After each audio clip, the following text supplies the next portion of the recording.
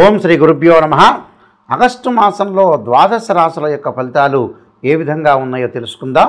ద్వాదశ రాశుల యొక్క ఫలితాలు తెలుసుకునే ముందు ముఖ్యంగా మనకి ఏ గ్రహాలు ఏ రాశుల్లో ఉన్నాయో తెలుసుకుందాం.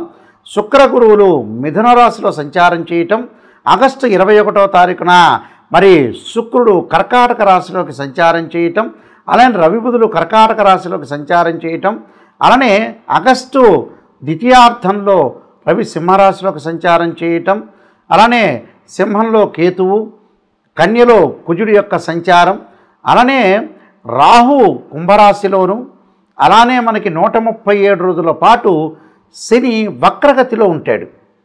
ఈ వక్రగతిలో ఉండటం వల్ల మరి శని వక్రగతిలోకి వెళ్ళటం వల్ల కూడా ఫలితాలు అనేవి మారిపోతాయి. శని మీనరాశిలో ఉన్న ఆ మీనరాశిలోనే వక్రస్థితి పొందటం వల్ల వివిధ రాశుల యొక్క ఫలితాలు మారుతూ ఉంటాయి. సహజంగా ఇక్కడ ఎలా ఉంటుందంటే గురువు అతిపెద్ద గ్రహాలైన గురువు శుక్రుడు గ్రహాలని మనం ఒకసారి పరిశీలన చేస్తే గురువు ఎవరి రాశి నుంచి అయినా కూడా 2, 5, 7, 9, 11 స్థానాలు సుఫలితాలను ఇవ్వటం, శుక్రుడు 1, 2, 4, 5, 8, 9, 10, 11 స్థానాలు సుఫలితాన్ని ఇచ్చే అవకాశం అనేది ఖచ్చితంగా ఉంటుంది. 8వ స్థానం 9, 11 స్థానాలు సుఫలితాన్ని ఎక్కువగా ఇస్తుంది. అలానే ప్రతి గ్రహం కూడా వాళ్ళ రాశి నుంచి ఒక్కొక్క ఫలితం అనేది ఇస్తుంది. అలానే కుజుడు, రాహు, కేతువు, శని 3, 6, 11 స్థానాల్లో సుఫలితాలను ఇవ్వటం, అలానే 2, 4, 6, 11 స్థానాల్లో కూడా బుధుడు మంచి ఫలితాలను ఇచ్చే అవకాశం ఖచ్చితంగా ఉంటుంది. ఈ ఫలితాలన్నీ కూడా గోచారీత్యా చెప్పబడ్డాయి కాబట్టి ఈ ఫలితాలన్నీ కూడా మనం చక్కగా చూసుకుని ముందుకెళ్ళినట్లయితే ఏ విధంగా ఉండబోతుంది, ఆగస్టు నెలలో ద్వాదశ రాశుల యొక్క ఫలితాలు ఏ విధంగా ఉంటుంది, ఎలాంటి పరిహారాలు చేసుకోవాలి, ఎలాంటి పరిహారాలు చేసుకోవటం వల్ల అద్భుతమైన రిజల్ట్స్ వస్తాయి అనేది మనం ఒకసారి తెలుసుకుందాం. ధనస్సు రాశి వాళ్ళకి ఏ విధంగా ఉండబోతుంది. రాశ్యాధిపతి చతుర్థాధిపతి అయిన గురువు 7వ స్థానంలో ఉండటం వల్ల వివాహ ప్రయత్నాలు సఫలీకృతం కావటం, అనుకున్న సంబంధాలు మంచి సుసంపన్నమైన కుటుంబం నుంచి కానీ అలానే మంచి గౌరవప్రదమైన కుటుంబము నుంచి అబ్బాయి కానీ అమ్మాయి కానీ రావటం, వివాహ సంబంధాలు కలిసే అవకాశాలు ఎక్కువ ఉంటాయి. ఆర్థిక పరంగా లావాదేవీలు బాగా పుంజుకుంటాయి. ఆర్థిక పరంగా వ్యాపారాలు చేసుకోవటం, అలానే నూతన ఉద్యోగాలకి వెళ్ళటం, ప్రమోషన్లు వచ్చే అవకాశాలు బాగా ఎక్కువ ఉంటాయి. అంటే అన్నిటా విజయం, సర్వత్రా విజయం లభించే అవకాశాలు ఎక్కువ ఉంటాయి. ఎందుకంటే రాస్యాధిపతి చాలా అద్భుతంగా ఉన్నారు, కేంద్రాల్లో ఉండటం. ఆ రాస్యాధిపతి ధనస్సు రాస్యాధిపతి అయ్యాడు, అలానే చతుర్థాధిపతి కూడా గురువు అయ్యాడు కాబట్టి చాలా మేలు జరిగే అవకాశాలు ఎక్కువ ఉంటాయి. గురుబలం అనేది బాగా ఎక్కువ ఉంటుంది. ఇన్ఫర్టిలిటీ ఇష్యూస్, సంతానం లేని వారికి కూడా సంతానం కలిగే అవకాశం అనేది ఖచ్చితంగా ఉంటుంది. ఇది ఒక శుభవార్త అంటాం మనం. అలా గురువు చాలా అద్భుతంగా మేలు చేసే అవకాశం ఖచ్చితంగా ఉంటుంది. అలానే తృతీయంలో రాహు విదేశాలకు వెళ్ళటం ఒకటి, అన్నదమ్ముల మధ్యలో కొంత అనుబంధాన్ని పెంచటం, అలానే తల్లిదండ్రుల యొక్క ఆస్తులు పంపకాలు జరగటం, ఫైనాన్షియల్ పరంగా డెవలప్మెంట్ ఉండటం, ఉద్యోగం చేస్తున్న వ్యక్తులు ఎవరైతే ఉంటారో కంపెనీ ద్వారా విదేశాలకు వెళ్ళే అవకాశాలు ఖచ్చితంగా ఉంటాయి. అంటే ఎలాంటి ప్రాబ్లమ్స్ లేకుండా వాళ్ళు ముందుకు వెళ్ళే అవకాశం ఖచ్చితంగా ఉంది. సో రాహు బాగున్నాడు, ఇక్కడ గురువు బాగున్నాడు, వెరీ క్లియర్ అది. మిగతా గ్రహాలు ఎలా ఉన్నాయి. ధనస్సు రాశి వాళ్ళకి చతుర్థంలో శని ఉండటం వల్ల మనం అర్ధాష్టమ శని అంటాం. శని వక్రగతిలోకి వెళ్ళాడు కాబట్టి మనం కొంత ఉపశమనం లభించినట్టు, అంటే ఆరోగ్యపరంగా అనుకూలంగా ఉంటుంది అని అర్థం. సోదరుల మధ్యలో అనుబంధ బాంధవ్యం పెరిగి మ్యూచువల్ అండర్స్టాండింగ్, కరెక్ట్ బాండింగు, సోదరులే కాదు అబ్బాయిలు అమ్మాయిలు లేదు, అక్కా చెల్లెలు ఉండొచ్చు, అన్నా చెల్లెలు ఉండొచ్చు, వీళ్ళ మధ్యలో అన్యోన్యంగా బాగా ఉండే అవకాశాలు ఎక్కువ ఉంటాయి. ఆరోగ్యం కూడా గతం కంటే కూడా కొంత కుదుటపడే అవకాశాలు ఎక్కువ ఉంటాయి. కాబట్టి శని బాగున్నాడు, రాహు బాగున్నాడు, గురువు బాగున్నాడు. ఈ 3 గ్రహాలు అనేవి అత్యద్భుతంగా బాగా ఉన్నాయని చెప్పుకోవచ్చు.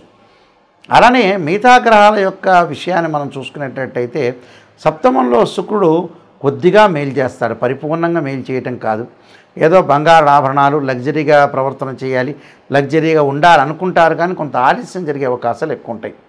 ఏదో వస్తువులు అంటే కాస్మెటిక్స్ సంబంధించిన వస్తువులు కానీ, బ్యూటిఫుల్ సంబంధించిన వస్తువులు కానీ, అలానే చెట్లు కానీ, పూల మొక్కలు కానీ, అలా బంగారు ఆభరణాలు, దుస్తులు, ఇలాంటివి కొద్దిగా లేట్ అయ్యే అవకాశాలు ఎక్కువ ఉంటాయి.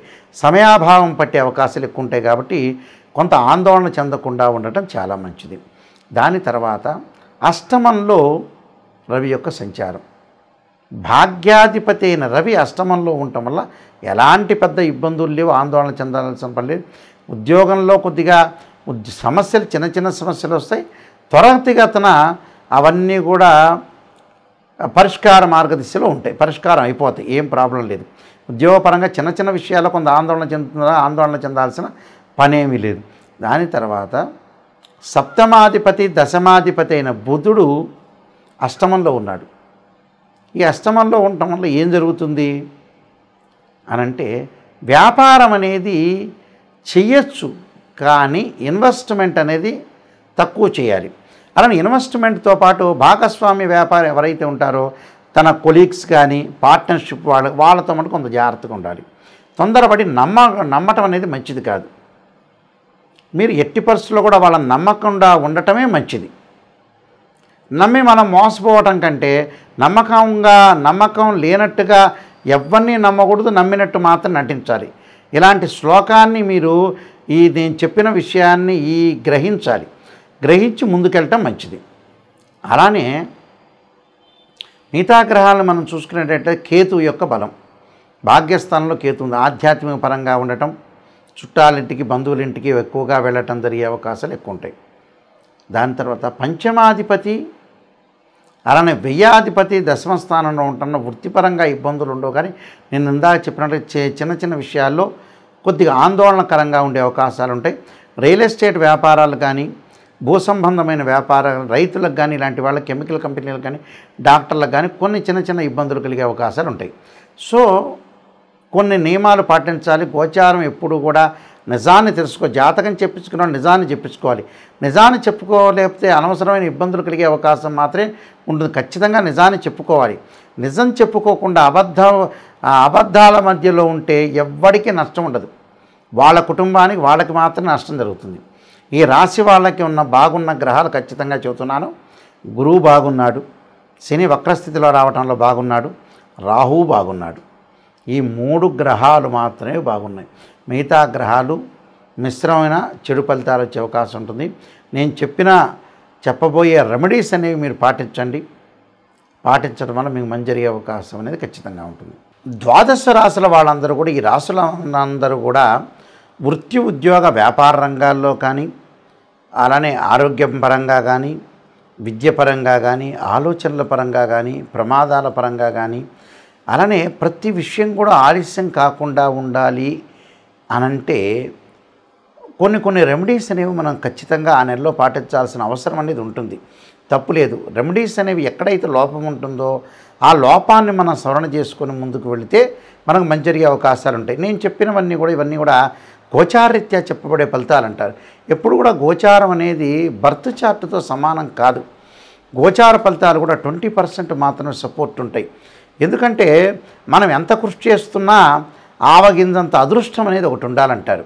అంటే మనం కృషి తగ్గట్టు ఫలితం అనేది ఉండాలి. అక్కడ భగవంతుడి యొక్క అనుగ్రహం కూడా ఉండాలంటే ప్రతి దానికి కూడా ఒక సమస్యకు పరిష్కారం అనేది ఉంటుంది. ఎంత విషయంలో కూడా మన నెగిటివ్ నిజంగా తెలుసుకోవాలి. ఆ నెగిటివ్లోంచే పాజిటివ్ రావాలి. ఎప్పుడు కూడా రాశిఫలాలు చెప్పేటప్పుడు పాజిటివ్ ఉండాలని ఆలోచన చేయొద్దండి. నెగిటివ్ కూడా ఉంటుంది. ఆ నెగిటివ్లో ఉంటే మనం పాజిటివ్ చేసుకోవాలి. అందువల్లే శ్రీయ లోపం పెరుగుట పెద్ద విద్య, లోపం ఎరిగిన వాడే పూర్ణుడొగరు అంటాడు. అంటే పూర్ణత్వం అనేది మనం సాధించాలంటే నిజాన్ని తెలుసుకోవాలి. నిజాన్ని తెలుసుకోవాలంటే ఏమిటంటే కొన్ని ప్రత్యేకంగా రెమెడీస్ అనేవి చేసుకోవాలి. యజ్ఞయాగాది క్రతువులు, జపాలు, అలానే హోమాలు లాంటివి తప్పకుండా ఇప్పుడు కూడా చేసుకుంటే చాలా మంచిది. అయితే ఈ నెలలో మీరు చేసే రెమెడీస్ అనేవి నేను ప్రత్యేకంగా చెప్తాను. ఆ రెమెడీస్ ఏ విధంగా చేయాలి అనంటే, మనకి ఈ నెలలో శ్రావణ మాసంలో నాగుల చవితి వస్తుంటుంది. ఈ నాగపంచమి రోజున అందరూ కూడా పుట్టలో పాలు పోయటం, 2 జంట సర్పాలను దానం చేయండి. ఎందుకంటే సర్పదోషం ఉన్న వాళ్ళందరూ కూడా తప్పకుండా నాగపంచమి రోజున సర్పదానం చేస్తే చాలా మంచిది. అలానే ఈ నెలలో గురుపుష్యమి యోగం అనేది ఉంది. అంటే ఉద్యోగపరంగా ఇబ్బందులు పడుతున్న వ్యక్తులు కానీ, అలానే ఏదైతే ధనపరంగా ఇబ్బందులు పడుతున్నారో, ఫైనాన్షియల్ పరంగా ప్రాబ్లమ్స్, ఉద్యోగం నిలకడ లేదా, స్థిరత్వం లేదా, ఇలాంటి వాళ్ళందరూ కూడా తప్పకుండా గురువును ఆరాధన చేయాలి. అంటే సూర్య నమస్కారాలు చేయటము, అలానే గురువుని యొక్క ఆరాధన చేయటం, శనగలు అలానే గోధుమలు దానం చేయటం, గోధుమలు, ఎర్రని వస్త్రము, ఎర్రని పూలు దానం చేయటం, అలానే శనగలు దానం చేయటం, అలానే పసుపు వర్ణం గల జాకెట్ పీసు దానం చేయటం, అలానే సూర్య నమస్కారాలతో పాటు దేవానాంచ ఋషీనాంచ గురుకాంచన సన్నిభం బుద్ధిమతం త్రిలోకేశం తమ నమామి బృహస్పతి అనే మంత్రాన్ని చదవండి. ఎవరికైనా సరే వివాహాలు దగ్గరికి వచ్చినట్టు వచ్చి వెనక్కి వెళ్తున్నాయా, ఆ శుక్రవారం రోజున, ఈ శ్రావణ శుక్రవారం రోజున, వరలక్ష్మి వ్రతం రోజున చక్కగా లక్ష్మీదేవి యొక్క ఆరాధన చెయ్యండి. అలానే మహాదేవే చ విష్ణుపత్ని ధీమే తన్నో లక్ష్మీ ప్రచోదయాత్ అనే మంత్రాన్ని ఆ శుక్రవారం రోజున తప్పకుండా బొబ్బర్లు, అలానే ఎల్లో కలర్ పీసు, అలానే బ్రాహ్మణుడికి దానం చేయండి. దానం చేయటం, అలానే ఆ రోజున వీలైతే కన్యాపాశుపతాస్త్రం, వరపాశుపతాస్త్ర రుద్రాభిషేకం లాంటివి చేసుకోండి. ప్రమాదాలు జరుగుతున్నాయా, మరి కుజుణ్ణి శనిని ఆరాధన చేయండి. ఈ శ్రావణ శనివారం రోజున తప్పకుండా శని ప్రదక్షిణాలు చేసి నీలాంజన సమాపాతం రవిపుత్ర యమాగ్రజం ఛాయామార్తాండ సంభూతం తం నమామి శనిశ్చరం అనే మంత్రాన్ని చక్కగా చదువుకోండి. అలానే అంగారకుడి యొక్క ఆరాధన శ్రావణ మంగళవారం రోజున తప్పకుండా వాళ్ళ ఆరాధన చేయాల్సింది ఏంటంటే సుబ్రహ్మణ్య స్వామి యొక్క ఆరాధన. తత్పురుష విద్య మహాసేనాయ ధీమే తన్నో షణ్ముఖ ప్రచోదయాత్ అనే మంత్రాన్ని మంగళవారం రోజున రాహుకాలంలో దీపం పెట్టండి. మనసుకు శాంతి లేదా, మీరు శ్రావణ మాసంలో వచ్చే సోమవారం రోజున చంద్రుణ్ణి ఆరాధన చేయండి. ఇలాగా ఇంటిలో కూర్చొని చంద్రగాయత్రి మంత్రాన్ని చదవండి. క్షీరపుత్రాయుద్ధి అమృతతత్వాయ ధీమే తన్నో చంద్ర ప్రచోదయాత్. కోర్టు సమస్యలు ఉన్నవాడు కుజుణ్ణి ఆరాధన చేయండి. అలానే ఆరోగ్యపరంగా బాగలేని వాళ్ళు శని, రవి, కుజుడిని ఆరాధన చేయటం వల్ల కూడా మనకు మంచి పనులు జరిగే అవకాశాలు ఖచ్చితంగా ఉంటాయి. అలానే ఆరోగ్యం బాగుండట్లేదు గురువు గారు, దీర్ఘకాలిక వ్యాధులు వస్తున్నాయి, నాకు బీపీ షుగర్ కంట్రోల్ లేదు అనే వ్యక్తులు శరీరే జర్జరీభూతే వ్యాధిగ్రస్తే కలేబరే ఔషధం జాహ్నవీతోయం వైద్యో నారాయణ హరి మంత్రాన్ని చదవండి. అలానే మనస్సుకు బ్రెయిన్ సంబంధించిన స్ట్రోక్స్ కానీ పరాలసిస్ కానీ వస్తే శిరోకంఠపాశుపతాస్త్ర రుద్రాభిషేకం అభిషేకం చేసుకోండి. అభిషేకం చేసుకోవటం వల్ల కూడా చాలా మంచి జరిగే అవకాశాలు ఉంటాయి. అలానే ప్రేమించిన వ్యక్తులకి వివాహం కావట్లేదు అనే వ్యక్తులు అబ్బాయి కన్యాపాశుపతాస్త్ర రుద్రాభిషేకం, అమ్మాయి వరపాశుపతాస్త్ర రుద్రాభిషేకం, అఘోర గౌరీ పాశుపతాస్త్ర రుద్రాభిషేకాలు చేసుకుంటే తప్పకుండా అనుకూలంగా ఉండే అవకాశం అనేది ఖచ్చితంగా ఉంటుంది. ఇవన్నీ కూడా గోచారరీత్యా చెప్పబడే ఫలితాలు అంటారు. తప్పకుండా ఈ గోచారరీత్యా చెప్పే ఫలితాలు మీరు అన్నీ కూడా నియమాలన్నీ కూడా మీరు పాటించండి. పాటిస్తే చక్కని ఫలితాలు వచ్చే అవకాశం అనేది ఖచ్చితంగా ఉంటుంది. సర్వే జనా సుఖినో భవంతు. నేను చెప్పే ఎప్పుడైనా సరే ఫలితాలన్నీ కూడా శాస్త్రంలో ఉన్న ఫలితాలు మాత్రమే చెబుతాను. ప్రజలందరికీ కూడా, వీక్షకులందరికీ కూడా, నాయకంటి గారి రాశి ఫలితాలు చూసే వ్యక్తులందరికీ కూడా నేను ఒక సమాధానం చెప్తాను. నిజాన్ని తెలుసుకోండి. నిజం అనేది నిప్పు లాంటిది. అబద్ధ భావాలు ఎప్పుడు కూడా నిజంగా ఉండదు. అబద్ధం అంటే తనను తాను మోసం చేసుకున్నట్టు అర్థం. నేను చెప్పే గ్రహాలు వాళ్ళ రాశి సంబంధించిన గోచారం అనే 20% మాత్రమే ఫలితం ఉంటుంది. ఏ గ్రహాలు ఏ స్థానంలో ఉంటుందో బాగుంటుందో తెలుసుకోండి. ఎందుకంటే రకరకాల పుస్తకాల్లో కానీ, వివిధ ఋషులు రచించిన గ్రంథాల్లో కానీ, నేను కూడా దాదాపు 15 గ్రంథాలు రచించాను, రైటర్ని కూడా.